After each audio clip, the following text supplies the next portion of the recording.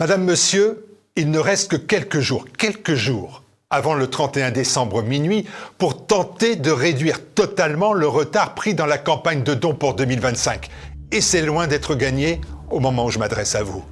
C'est maintenant que tout se joue pour TVL. Emporter l'adhésion de nos téléspectateurs, emporter votre adhésion ou se retrouver dans les prochains mois avec une mire annonçant l'arrêt des programmes de la chaîne, car tel est l'enjeu. Notre modèle économique, le don, est le garant de notre totale indépendance. Il est difficile et exigeant puisque sans l'aide financière des téléspectateurs, tout peut s'arrêter du jour au lendemain. Et il est souvent véhément parce qu'il est vital. Mais notre certitude, notre conviction est que tout cela ne peut pas s'arrêter. Ce serait 11 années de combat pour rien.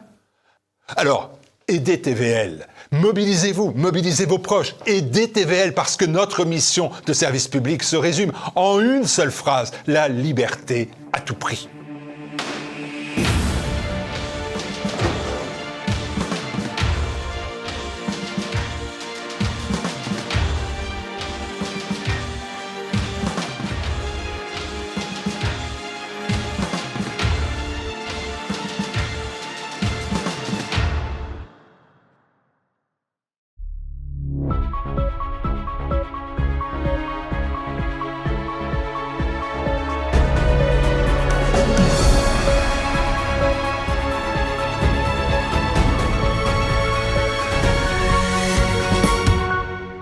Bonjour à tous, ravi de vous retrouver pour Politique et Éco. Notre invité cette semaine, Tom Benoît, bonjour. Bonjour.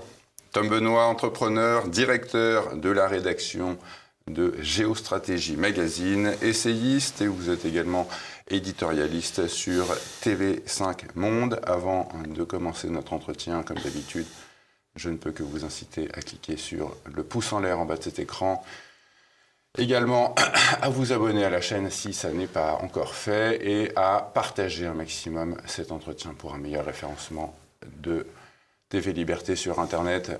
On retrouvera également la chronique financière de Philippe Béchade à la fin de cet entretien. Mais avant tout, ensemble, nous allons évoquer cette fameuse défense européenne avec vous, Tom Benoît. Elle s'est concrétisée, on en parle depuis longtemps, mais elle s'est concrétisée en juin dernier quand la présidente de la Commission européenne, Ursula von der Leyen, avait décrété que l'UE devait investir 500 milliards d'euros au cours de la prochaine décennie. Je me permets d'un instant de vous interrompre. Ce qui s'est concrétisé, c'est la décision d'avoir une défense européenne. Ouais. Mais pas vraiment la défense européenne encore. Ouais.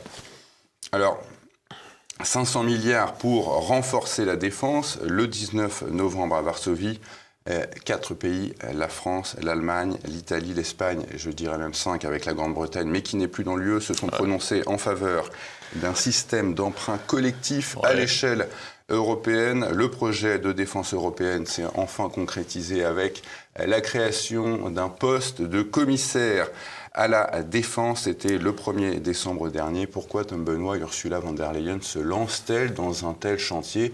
Et d'ailleurs, est-ce que c'est une conséquence de l'élection de Donald Trump, ce projet? Conséquence de l'élection, non, parce que maintenant ça devient un vieux projet, l'idée d'avoir une Europe fédérale sous toutes les coutures. Et puis, moi je ne suis pas très fédéraliste par rapport à l'idée de l'Europe, tout le monde le sait, mais pour ceux qui le sont, il est parfaitement logique par ailleurs d'avoir une défense européenne. Donc ça s'inscrit dans la logique fédérale des européistes, pour ainsi dire, convaincus, ou des architectes de l'euro. Ça, c'est le premier point. Alors après, Trump a dit « nous ne défendrons plus autant que ce que nous l'avons fait gratuitement, en quelque sorte, pour leurs beaux yeux, les Européens. Il faudra qu'ils mettent la main au porte-monnaie, au portefeuille. » Évidemment que ces dissonances, tensions entre le bloc américain et l'Europe incitent davantage les européistes à investir dans la défense, mais l'idée était déjà là. De quelle façon ça va se faire, comment ça peut se faire, et dans quel sens ça peut être vertueux, et ne pas l'être, c'est la grande question. En 2022, les augmentations de dépenses des pays européens, donc pas de l'Europe fédérale comme puissance de défense, ont augmenté d'une façon sans précédent. Il n'y a jamais augmenté auparavant, au moment de l'attaque russe. Les budgets de défense de tous les pays du monde ont augmenté d'ailleurs assez massivement à partir de l'invasion de l'Ukraine par la Russie en 2022. Donc on s'aperçoit qu'il y a des valeurs, d'ailleurs, ce qui est intéressant, des grandes sociétés, qui est un petit peu délaissé de la part des investisseurs, parce que je pense même à Dassault, qui a un carnet de commandes plein, mais beaucoup d'investisseurs se disaient investir dans la défense, c'est compliqué, on ne sait pas ce qui peut se produire, c'est pas une vraie économie de marché, il y a beaucoup de critères sociaux et environnementaux, ce qu'on appelle les ESG aujourd'hui, justement, qui sont quand même très lourds. Il y a même des fonds, je reviens des Émirats Arabes Unis, justement, où j'ai passé une semaine il y a quelques jours, des fonds au Moyen-Orient ou ailleurs d'ailleurs, qui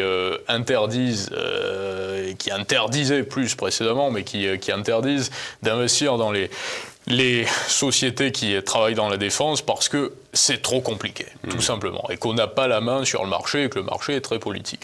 Et aujourd'hui, la vapeur est un peu en train de s'inverser, notamment pour ces raisons-là, parce que justement, on voit qu'il y a une Europe qui est quand même... Le budget de défense des États européens aujourd'hui, avant de parler de défense européenne, justement, mais des États, n'est pas ridicule du tout, contrairement à ce que disent d'ailleurs même les européistes en disant on n'est pas dans la course. C'est faux, on est le deuxième budget de défense, tous les pays additionnés, France, Allemagne, Italie, et derrière, loin derrière les Américains, qui sont le double officiellement de l'Europe, mais devant la Chine, par exemple. Donc on est déjà, à l'heure actuelle, une puissance en matière de défense. Donc c'est le premier point qu'il ne faut pas minimiser. Pour répondre très brièvement à votre question précisément, je vous laisse poursuivre, cher Pierre, pourquoi Ursula von der Leyen veut une Europe de la défense ? Il y a deux raisons. Il y a une raison qui est politique. La première, donc là je fais aucune accusation, mais la première raison politique, c'est que Ursula von der Leyen est européenne avant d'être allemande et avant d'être française, avant d'être la patronne des États européens. Elle est la patronne d'une Europe qui inclut les États européens. Donc sa volonté est d'avoir une Europe fédérale. Et ce sera le cas sur les finances également. Il faudra qu'il y ait un ministre des Finances européen, donc au même titre qu'on aura un commissaire des affaires étrangères, de la défense à l'échelle européenne qui dirige secteur par secteur, comme le faisaient précédemment les dirigeants. Et puis après, les organisations, j'en ai parlé régulièrement, les régulateurs financiers également à l'échelle européenne. Donc ça, c'est la première raison politique.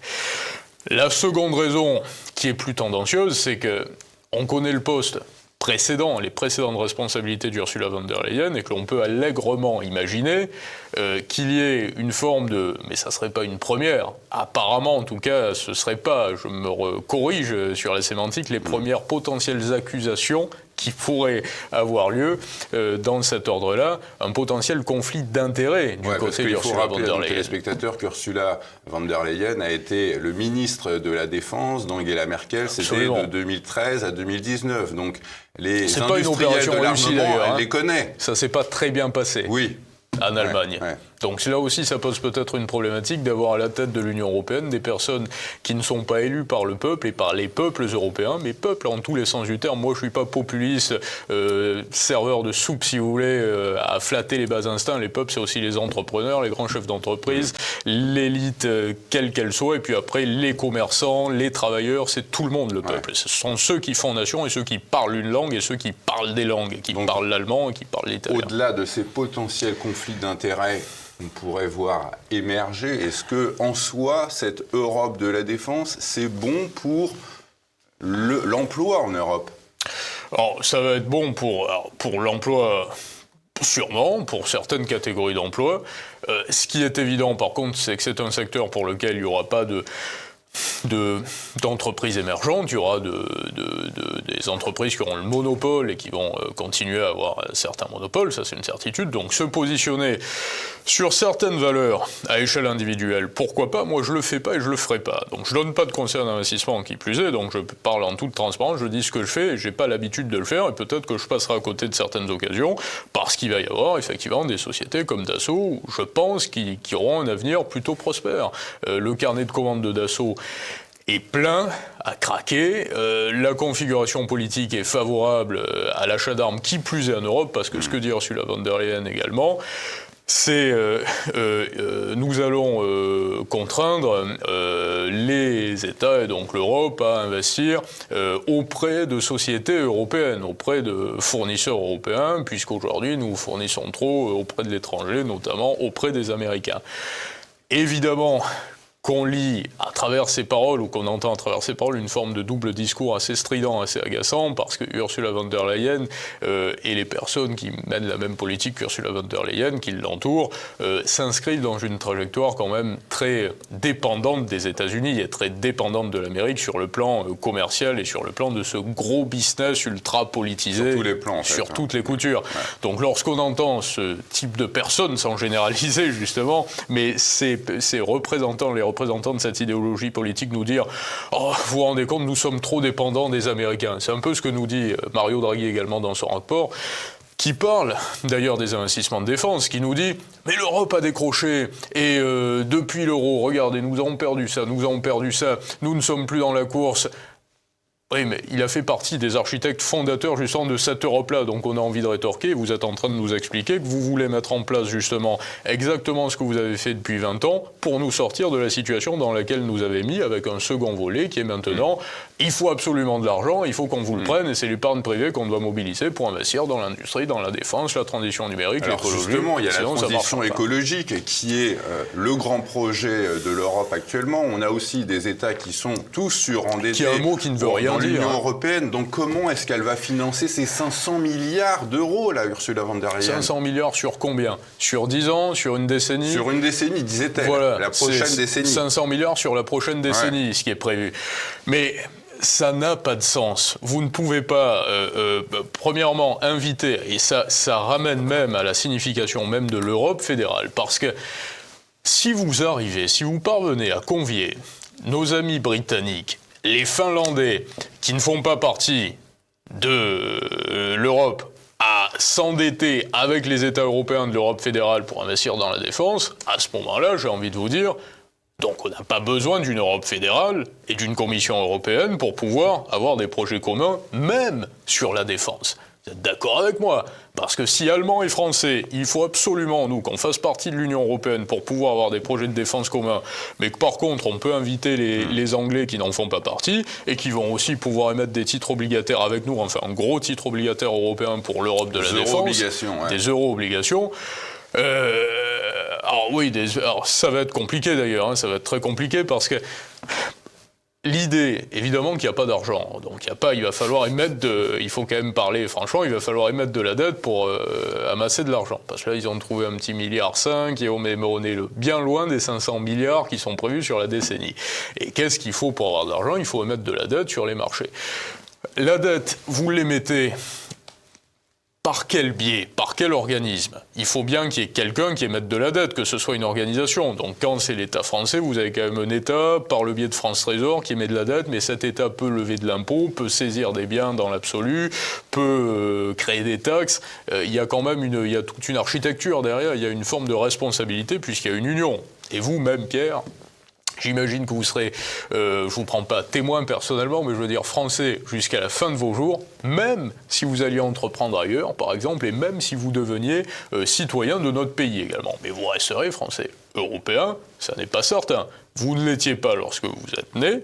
Moi non plus d'ailleurs, il y a des enfants aujourd'hui qui naissent et qui sont européens dès leur premier jour, mais l'Union européenne, en termes de commission, Banque centrale européenne, n'a pas toujours existé, n'existera pas toujours. Donc ça, c'est une première parenthèse par rapport au sens de responsabilité qu'incombe le fait d'émettre de la dette. Pour émettre de la dette, il faut que vous soyez une entité, vous soyez un bloc.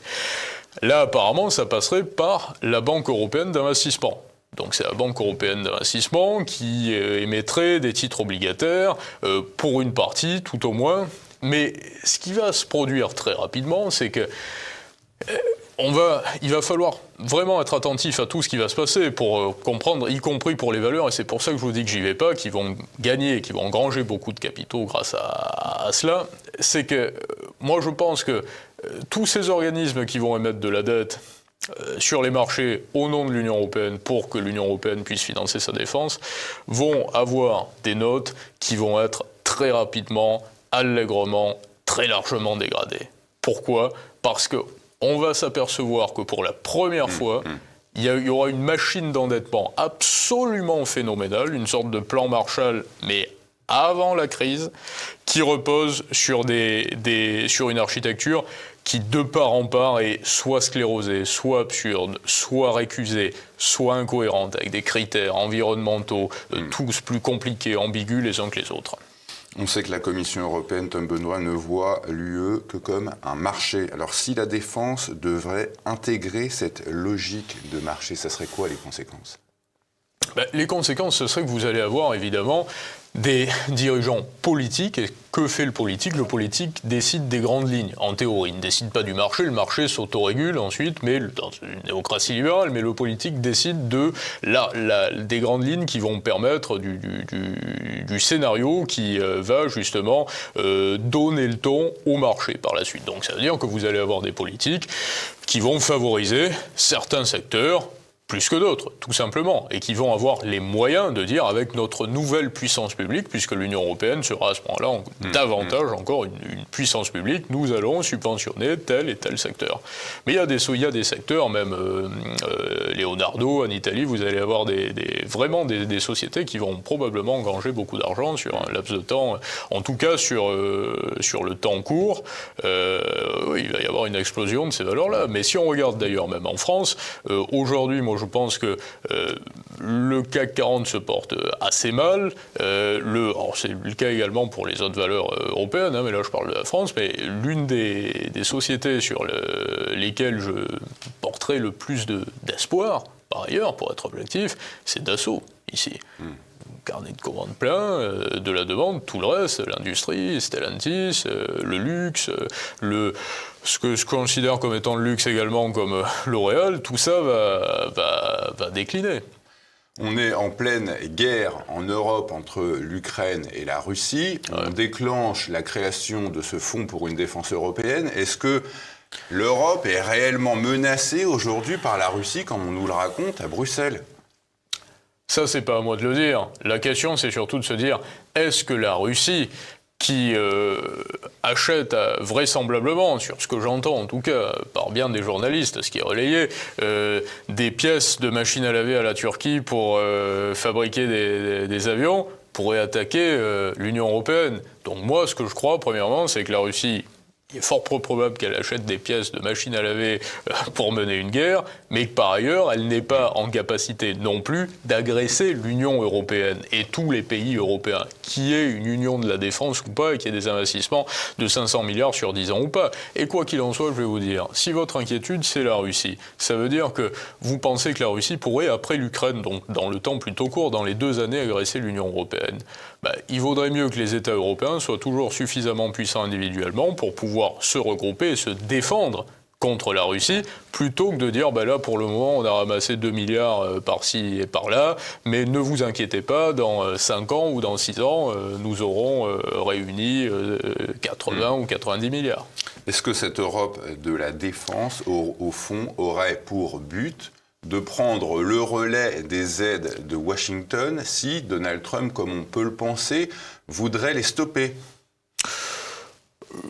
À ce niveau-là, ou d'un certain sens, oui, je le crois d'une certaine façon, parce que malheureusement pour l'Europe, sous toutes les coutures, on peut imaginer une forme de relation qui ne sera pas de l'amitié, mais qui sera vraiment de la réelle politique entre la Chine et les États-Unis. On a entendu Donald Trump très récemment, là, je ne sais pas quand est-ce que cette émission sera diffusée, mais hier ou avant-hier, déclaré sur Xi Jinping, ça agace tout le monde lorsque je dis ça, mais c'est un mec génial.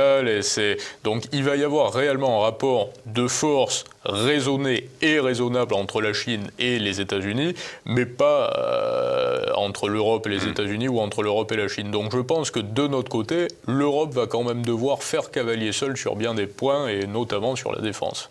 Est-ce que, au fond, ce fonds pour la défense européenne, c'est une arme anti-Poutine ? Non, une arme anti-Poutine, non. Là, il faut quand même pas exagérer. Je veux dire, sur la Russie, il y a un conflit qui est... Vous savez, ça c'est un peu comme dans les divorces ou les séparations ou les querelles de couple qui font partie de vos amis.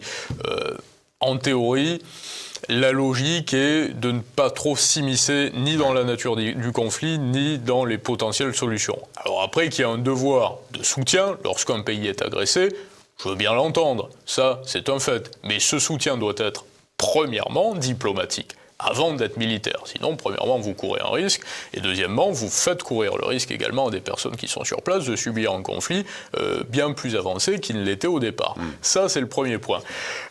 À partir de là, je crois qu'il est évident que nous, occidentaux et européens et français, tous ceux qui se sont investis, quand je dis nous, c'est les pays en tout cas qui sont investis dans le soutien à l'Ukraine, ont plutôt failli à leur mission, en tout cas à ce qu'était leur volonté affichée, c'est-à-dire éviter qu'il y ait beaucoup de morts, éviter qu'il y ait du chaos en Ukraine et que la situation ne s'empire.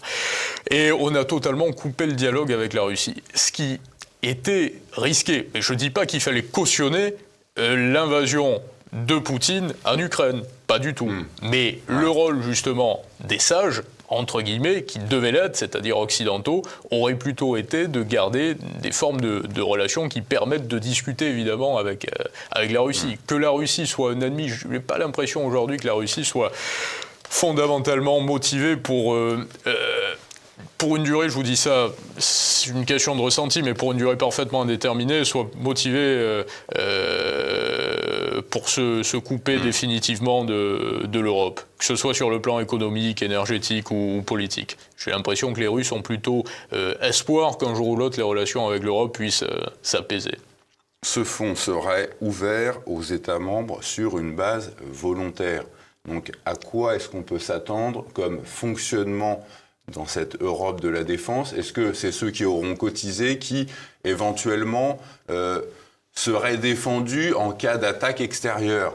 Est-ce que c'est un fonctionnement à l'OTAN ou quoi? À partir de là, non, parce que ceux qui ont dépensé le plus, par exemple, ce sont les Polonais ces derniers temps, et qui ont augmenté, en tout cas, pour lesquels les dépenses ont augmenté le plus massivement. Et la question va se poser, évidemment, sur les décisions qui vont être prises en cas de conflit, et sur les pays qui vont être, parce que si on parle d'agression russe, il y a évidemment des pays, comme la Finlande, qui ne font pas partie de notre groupe européen, qui vont être plus à risque, évidemment, que le Portugal ou l'Espagne ou la France par rapport à une agression russe. Donc va se poser également cette question des décisions en cas d'attaque.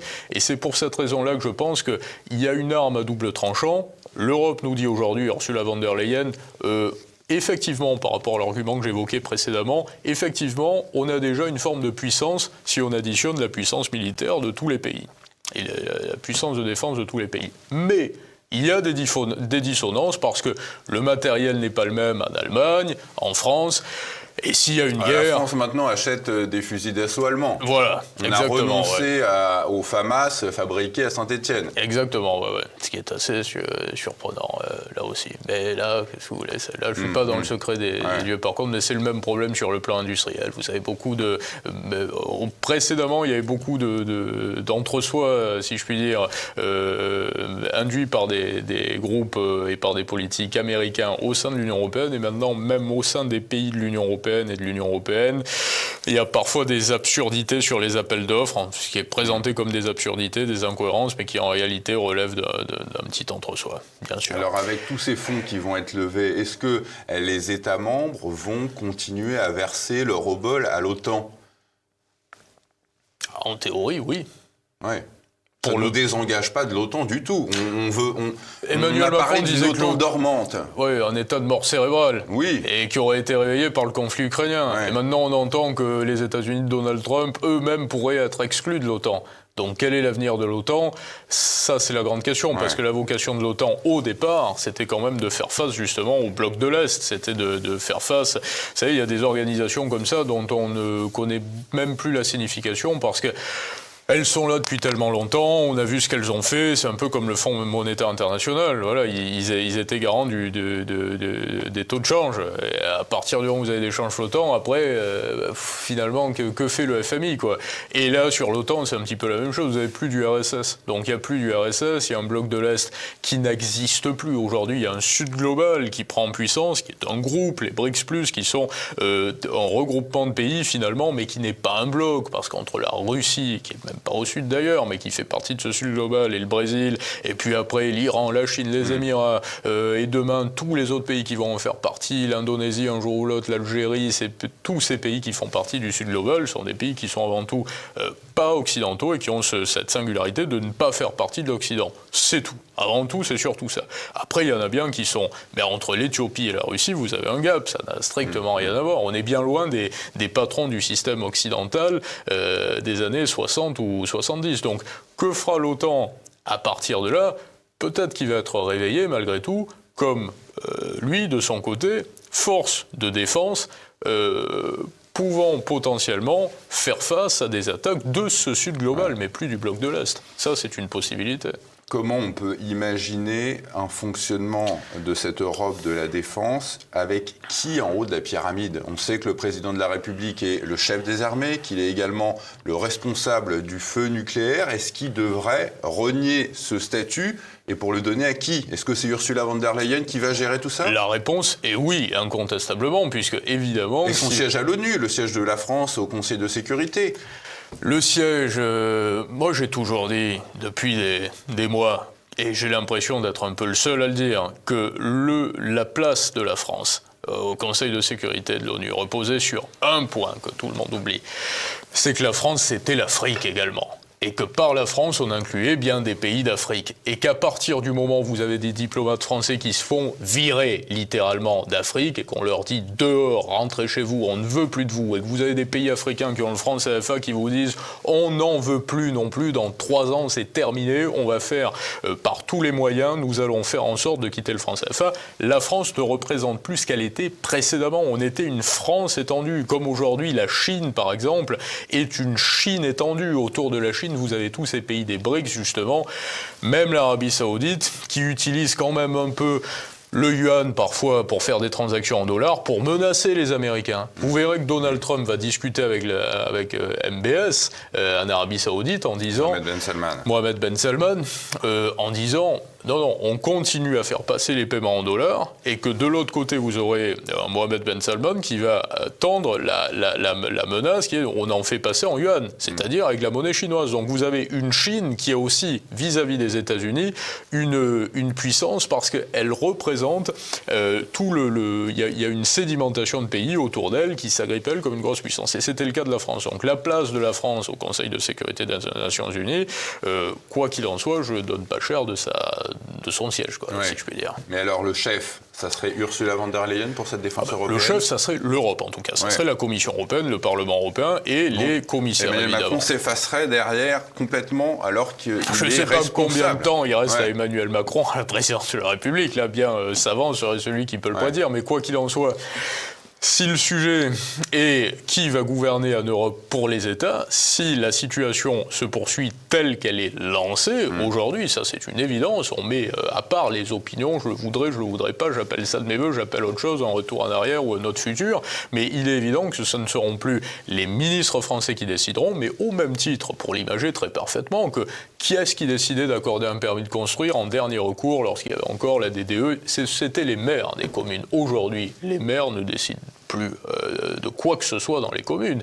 Ce sont à la rigueur les métropoles et puis après les régions, les États qui décident de tout. Il y a une centralisation. Eh bien, nous allons délocaliser cette échelle, nous allons transposer cette perte de puissance plus ou moins locale, relativement locale, à une échelle un petit peu plus grande, comme de la mairie à la métropole et à l'État, mais là, de l'État à l'Europe. Et puis après, il y aura probablement des blocs qui vont se former naturellement, vous allez en entendre parler, avec la Commission de l'Europe de l'Ouest, avec la Commission de l'Europe de l'extrême nord et de l'extrême sud, parce que, comme je le disais, il est évident que même sur le plan de la défense, il n'y aura pas les mêmes stratégies pour la Finlande que pour la Grèce.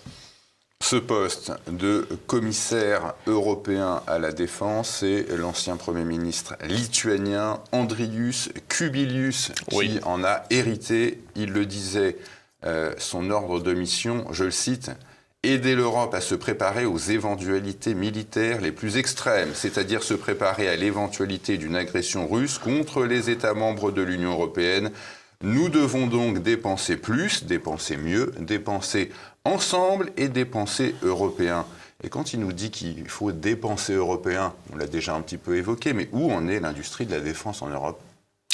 L'industrie de la défense en Europe, en théorie, pourrait ne pas se porter si mal que ça, finalement, puisqu'on a, bien sûr, Dassault, vous regardez les pays, même en dehors de l'Europe, qui se fournissent auprès de Dassault, il y en a de plus en plus. Donc il y a une industrie de la défense qui peut être très largement relancée. Alors sur le plan moins économique et plus philosophique, on peut se poser la question également des dépenses. Vous savez, le phénomène d'endettement, puisque ce serait financé essentiellement par de l'endettement, est quand même assez fort dans la symbolique, parce que le principe même de s'endetter, presque religieux, et catholique, chrétien en tout cas, est de se contraindre à générer de l'énergie dans le futur. Donc vous dépensez avant même d'avoir généré de la valeur pour pouvoir matérialiser la richesse que, quoi qu'il en soit, vous allez devoir déployer. Donc si vous vous contraignez de générer de la valeur dans le futur, donc de mobiliser votre énergie, l'énergie de vos peuples, pour la prospérité de vos nations, c'est un fait. Si vous vous contraignez à générer de la valeur pour investir dans la défense, généralement, d'un point de vue de prospérité, c'est à fond perdu. Ce sont des investissements qui ne font pas avancer la civilisation. Alors, que l'on ait décroché et que l'on ait été beaucoup trop dépendant des Américains sur le plan de la défense durant ces dernières années. Les Allemands, les Polonais, les Belges achètent des avions américains. Je crois que l'on était nombreux. Ils n'achètent pas des Dassault, ils n'achètent pas des Eurofighter, le fameux européen, avion européen. Exactement. Mais comment se fait-il que nous ne l'avons pas fait jusqu'à présent ? Ça, c'est une problématique qui est politique. Et ce qui m'agace justement quelque peu, est que ce soit les mêmes personnes qui ont dirigé la situation que nous décrivions précédemment et qui aujourd'hui nous disent il faut acheter européen. Et je rappelle là aussi que lorsqu'Ursula von der Leyen dit il y a des dissonances parce que nous n'avons pas le même matériel, c'est ce qui permet également de limiter les ingérences américaines, parce qu'on sait qu'aujourd'hui, sur la plupart du matériel que nous utilisons, nous sommes dépendants, parce qu'il est américain, du droit américain, nous sommes dépendants des décisions américaines, nous attendons systématiquement la caution des États-Unis, et que par rapport à la multipolarité que l'on convoquait précédemment et le caractère, certains disent que Trump est imprévisible, mais aujourd'hui c'est pas Trump qui est imprévisible, c'est le monde, c'est l'attitude des États-Unis. Vous allez avoir, quand on parle des États-Unis, vous pouvez avoir des États-Unis dirigés par Kamala Harris ou par Donald Trump, et on s'aperçoit que ça se joue sur un fil, et vous pouvez avoir une Union européenne qui est une Union européenne, ou alors une Europe avec une Union européenne qui explose, et des États très nationalistes, comme la Hongrie, justement, qui pourraient se reformer, potentiellement la France, l'Italie, ces autres pays. Donc à partir de là, vous ne pouvez pas vous résoudre à avoir une interdépendance, surtout une dépendance vis-à-vis des Américains, pour l'usage de votre matériel militaire. Vous me disiez bien tout à l'heure, Tom Benoît, que ce fonds européen ne serait pas une arme anti-Poutine, mais je le redis, l'ancien Premier ministre lituanien qui a hérité le 1er décembre de ce poste de commissaire à la défense, il dit qu'il faut bien se préparer à l'éventualité d'une agression russe contre les États membres de l'Union européenne. Lui, il ne pense pas du tout pareil que vous. Il est persuadé que la Russie va nous envahir. C'est ce que l'on dit à la tête de l'OTAN. Alors, il est lituanien, également. il a aussi le passif de son pays. Voilà. Ils ont été victimes de l'Union soviétique. Passif et la rancœur également, et on va dire la tentation fratricide aussi, que nous n'avons pas à l'égard de la Russie, puisqu'il y avait, depuis l'arrivée de Vladimir Poutine au pouvoir russe, il y a beaucoup de Français qui se sont investis dans, notamment Henri de Grossouvre, qui est un ami, qui est le fils de l'ancien conseiller de François de Grossouvre, de François Mitterrand, qui a beaucoup œuvré ces dernières années pour le fameux dialogue Paris-Berlin-Moscou et la communication entre l'Europe et la Russie. Et on s'aperçoit que du côté des pays qui faisaient partie du bloc, il y a une forme de rancœur à l'endroit de la grande Russie, justement, et de personnalités comme Poutine qui voudraient retrouver une forme d'hégémonie. Et à ce niveau-là, on ne peut pas en vouloir. On ne peut pas reprocher, comme dit Henri Proglio régulièrement, vous ne pouvez pas reprocher aux Allemands de défendre leurs intérêts. Par contre, vous pourrez reprocher aux Français de ne pas les défendre vis-à-vis des Allemands. Ça, c'était sur les énergies vertes. Et là, c'est la même chose. Sur Vladimir Poutine, vous ne pouvez pas reprocher à un chef d'État d'avoir des ambitions hégémoniques. Après, les moyens qui sont déployés, ça, vous pouvez évidemment ne pas les cautionner ou les reprocher. Par contre, personnellement, je ne vois pas en quoi la Russie pourrait avoir l'ambition de faire la guerre, à proprement parler, aux pays d'Europe de l'Ouest et à l'Union européenne. C'est une crainte qui me paraît, je le dis très clairement, infondée, parfaitement infondée. Par contre, il ne faudrait pas que ça devienne un prétexte systématique pour dire, vous voyez, il faut dépenser maintenant différemment et très rapidement parce qu'il est possible que la Russie nous agresse. Voilà. Et la paranoïa, on ne sait pas si ça se soigne. Ursula von der Leyen, on le disait un petit peu tout à l'heure, elle a été ministre de la Défense entre 2013 et 2019 en Allemagne. On peut imaginer qu'il va y avoir des fléchages, des investissements vers les industriels qu'elle a rencontrés quand elle était en poste à Berlin. En effet, quand on a créé des mots qui permettent de tout justifier, donc il y a l'industrie, la défense, vous parliez de la transition écologique et de la transition numérique. La grande problématique est que, avant tout, on n'arrive pas à discerner le bien du mal et ce qui pourrait faire avancer le bloc européen et ne pas le faire avancer. La défense, comme je disais précédemment, que nous convainquions tous les pays du monde à dépenser énormément d'argent et d'énergie dans la défense, relève de l'échec. Si le monde entier investit toute son énergie dans la défense, ça veut dire que le politique a raté sa mission, ça c'est le premier point, et qu'il a contribué à laisser le chaos s'accroître. La transition que l'on appelle numérique, elle n'est pas si belle que ça, vous savez. Sont beaucoup de cancers également qui sont provoqués par l'émergence d'une 5G dérégulée et qui est encadrée par des gens absolument déraisonnables. C'est une omniprésence d'écran, pour les plus jeunes également. C'est un éloignement de toutes les langues qui formaient quand même, on va dire, la structure, la grâce, le faste de l'Europe, des pays européens. Comme pourquoi l'Angleterre s'en sort beaucoup mieux aujourd'hui, pourquoi les Britanniques s'en sortent beaucoup mieux? Parce que, en dehors de certains points un petit peu plus précis sur la finance ou même sur l'éducation, où ils ont un meilleur système éducatif et universitaire, ils ont une langue qui est la langue mondiale aujourd'hui. Au Moyen-Orient, même un peu en Asie, ils parlent mal anglais, mais si, ils parleront quand même plus anglais que français en Chine. Mais voilà pourquoi ils s'en sortaient. Ce qui faisait la grâce des pays européens était les langues. Et plus vous avez une omniprésence d'écran, plus vous vous éloignez justement de cette culture-là. Donc ce qu'on appelle la transition numérique, pour laquelle il faut à tout prix investir des fortunes sans réfléchir, et surtout toujours collectivement, parce que la formule magique aujourd'hui est commun. Il faut que l'on vous dise, là, sur le projet européen, sur la défense, sur les investissements communs. Il faut que tout soit commun. Si c'est commun, c'est forcément bien, ça se passera bien, parce qu'on va se protéger les uns les autres, on va s'entendre, et puis on va faire face aux autres. Fédéralisme à fond. Moi, personnellement, je suis contre. Et après, évidemment, vous parlez de l'entre-soi entre les sociétés privées, parce que c'est quand même ça, ce que dit Emmanuel Macron, il n'y a pas très longtemps au Collège de France, et il va falloir se résoudre à ce qu'il n'y ait pas plusieurs petites sociétés qui émergent, mais à ce qui est, et que ce ne soit pas nous, par moment, c'est Emmanuel Macron qui parle en ces mots, mais par exemple les Polonais, que le géant de l'IA soit polonais, que le géant de la défense, lui, soit français plutôt, et que le géant des énergies vertes soit allemand. Et qu'est-ce que ça sous-entend? Ça sous-entend qu'il va y avoir un géant pays par pays et secteur par secteur qui va être décrété, qui va être décidé. Pourquoi? Parce que vous allez avoir cette commission européenne que vous décriviez précédemment qui va dire, oui, on oriente de la liquidité, de l'argent vers tel secteur. Et comme dans tel secteur, vous avez un géant ou deux géants, vous avez deux géants qui sont, que l'on assoit, que l'on construit, que l'on préfabrique. Quand le nouveau commissaire européen à la défense affirme qu'il faudra dépenser plus, est-ce que l'État français devra engager des dépenses supplémentaires pour cette défense européenne, en plus de son budget défense à lui, propre, qui représente, je crois, 1,9% de son PIB cette année? Ouais. Dans un premier temps, oui. C'est la question. Dans un premier temps, oui, parce que la défense européenne ne sera pas efficace dans l'immédiat. Donc va se poser cette question de l'efficacité également.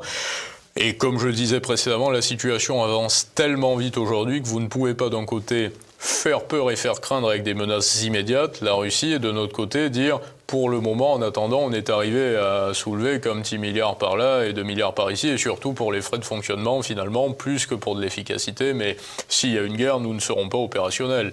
Parce que là, ce que je vois pour le moment, ce n'est pas du tout une Union européenne qui vous dit « nous serons opérationnels par rapport à ça et parce que nous allons investir de la sorte », mais c'est une Union européenne qui nous dit « on a besoin d'argent ».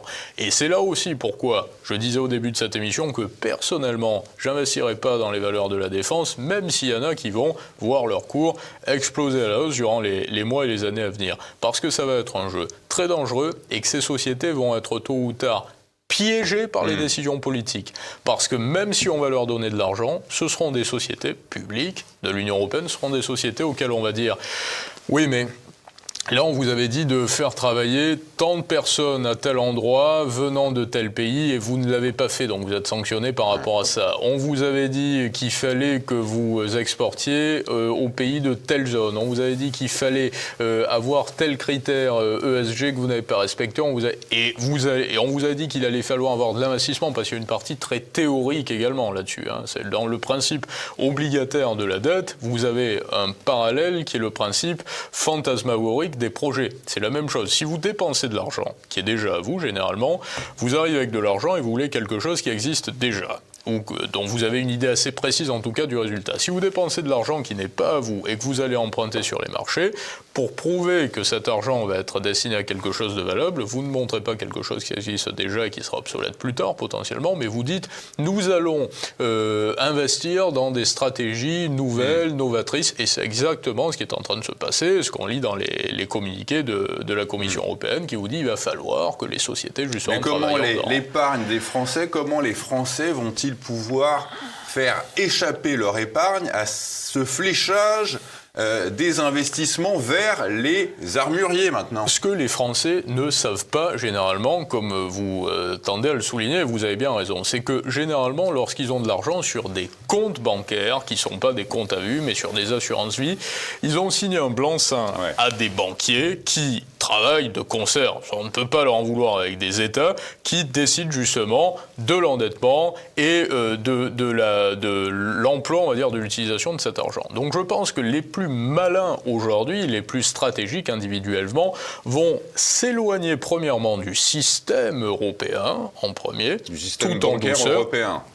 Globalement du système européen, et qui vont investir également dans des valeurs plutôt américaines, qui vont essayer de ne pas être dépendants justement d'une banque française, d'un compte d'un PEA en France pour investir dans du Air Liquide ou LVMH en France, mais qui vont comprendre, parce que tous ceux qui conseillent d'acheter du LVMH ou du Air Liquide ces derniers mois sont quand même pas mal trompés également. Il y avait les valeurs antifragiles LVMH, vous regardez le cours de LVMH, c'est 200 € de perte depuis le début de l'année.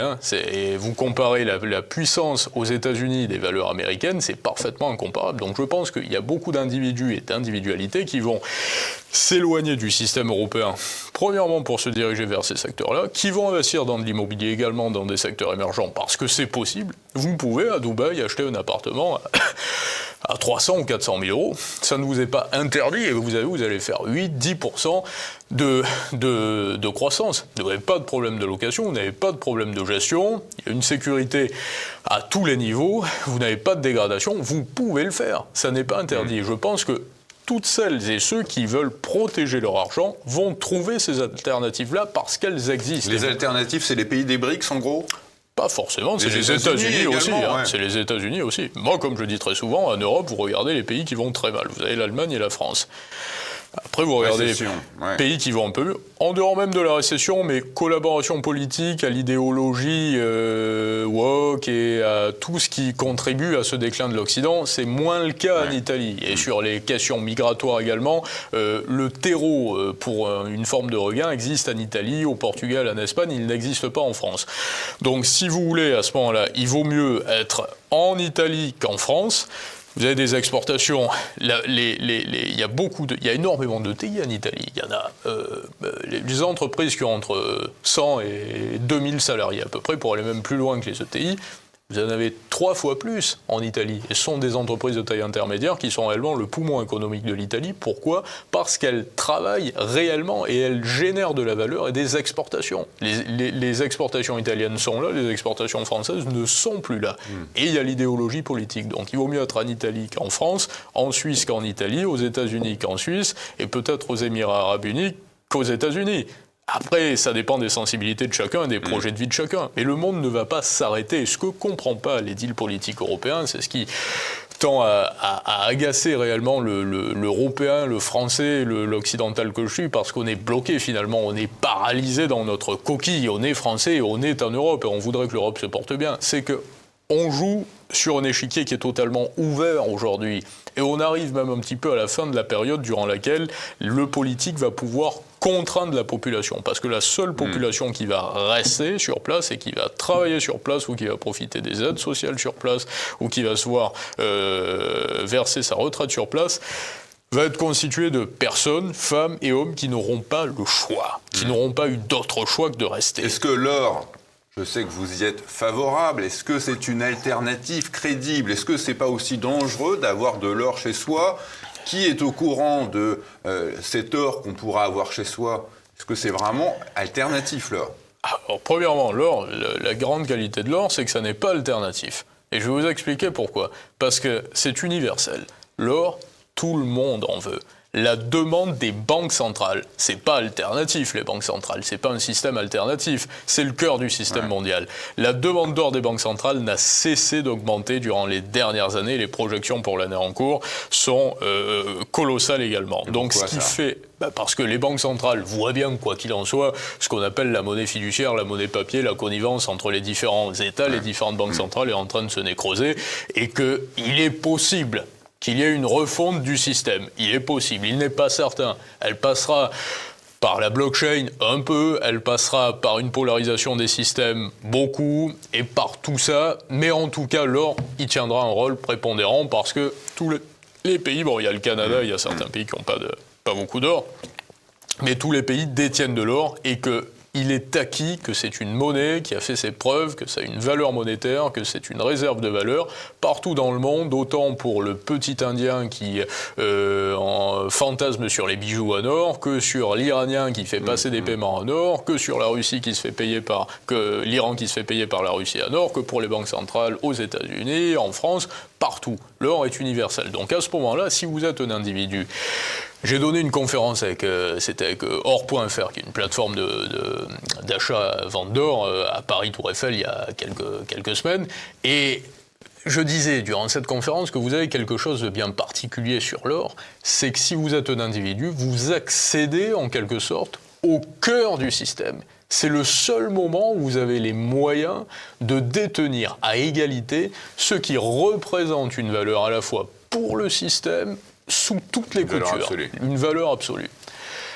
Après, par contre, en termes de cours, sur le Bitcoin, j'ai jamais dit, bref là-dessus, le cours du Bitcoin augmentera probablement durant les temps à venir. Mais c'est totalement différent. Vous ne pouvez pas comparer le Bitcoin et l'or, ça n'a rien à voir. Volatilité totalement différente. Premièrement, passif, volatilité, emploi, matérialité, même si ça vaut le coup, et même si peut-être vous gagnerez beaucoup plus d'argent sur un laps de temps de 2 ans ou de 3 ans avec le Bitcoin qu'avec l'or. C'est possible, mais c'est un autre sujet, ça. Avec Nvidia aussi, ça s'est vu ces derniers temps. Est-ce que Nvidia était de l'or? Non, c'est une action. Voilà. Merci à vous, Tom Benoît, c'est déjà la fin de cet entretien. Merci à vous de nous avoir suivis. Tout de suite après cet entretien, c'est la chronique de Philippe Béchat, de la chronique financière. Quant à nous, on se retrouve le lundi 6 janvier 2025. Je vous souhaite de bonnes fêtes de fin d'année. On se retrouve très bientôt. À bientôt. Salut.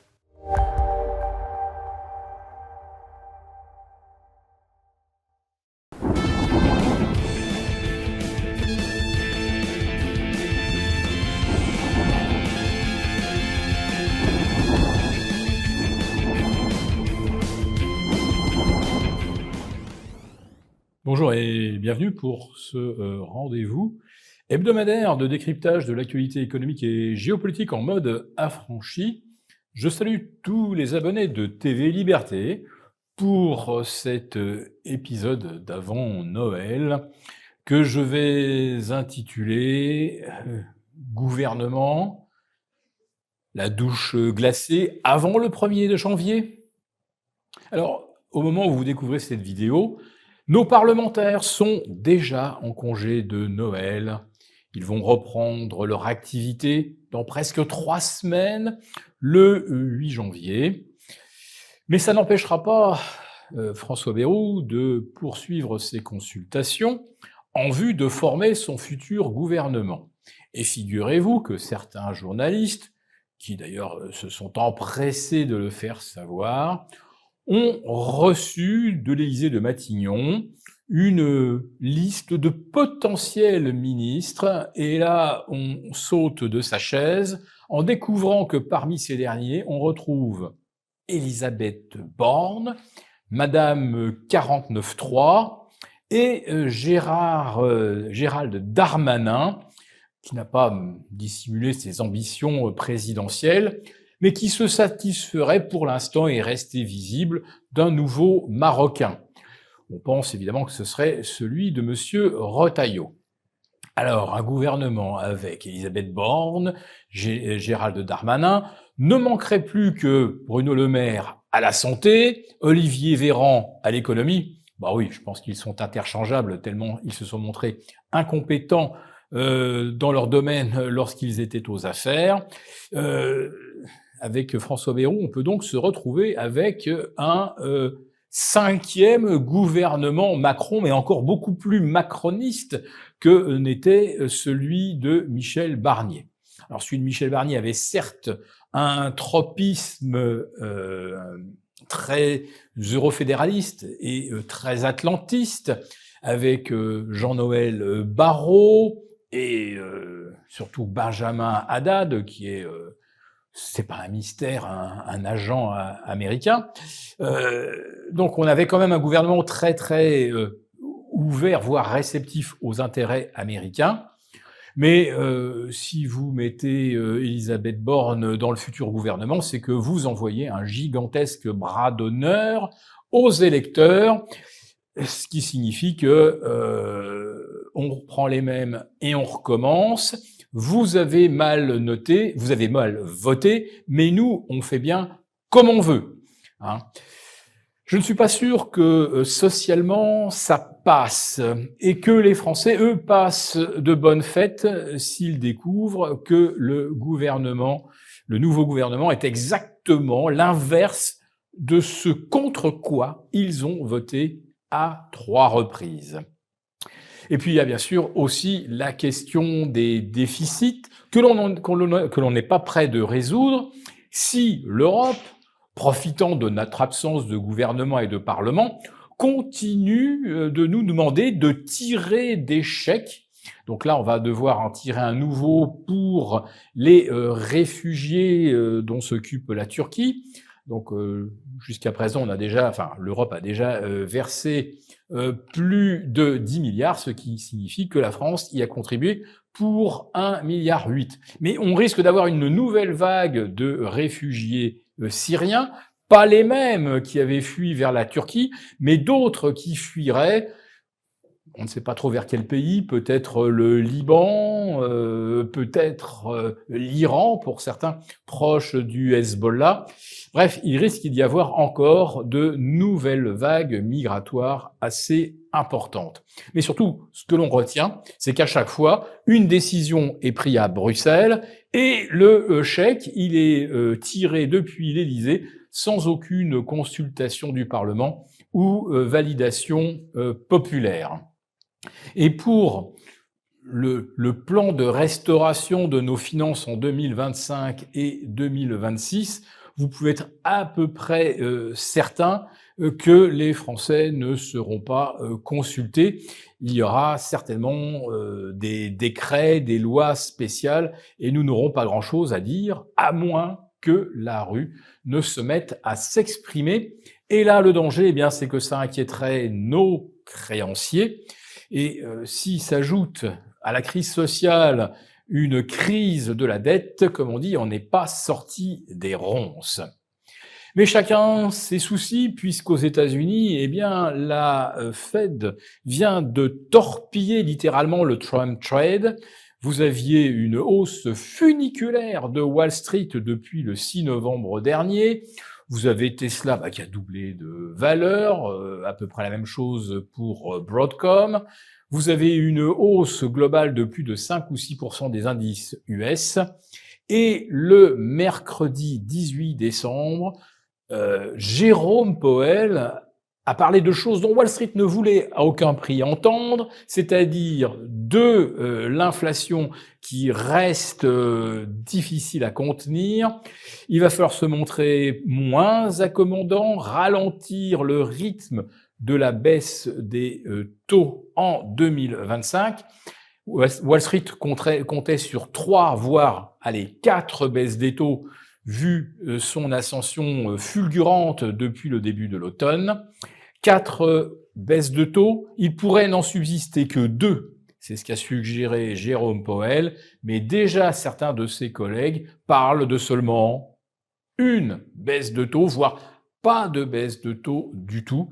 Et là, eh bien, cette annonce tombe comme un seau d'eau glacée sur un moteur économique chauffé au rouge. Autrement dit, Donald Trump pourrait aussi connaître un début de mandat compliqué si jamais Wall Street entamait une correction majeure. Nous avons conçu à votre attention un rapport spécial que vous obtiendrez gratuitement en cliquant dans le lien en description de cette vidéo. Un rapport spécial qui analyse toutes les conséquences économiques, financières et patrimoniales. Et bien sûr, ce rapport vous offre également des mesures, des initiatives à mettre en place très rapidement pour protéger votre épargne, celle de vos proches. Tout ça donc dans un rapport gratuit que vous obtenez en cliquant en bas de cette vidéo.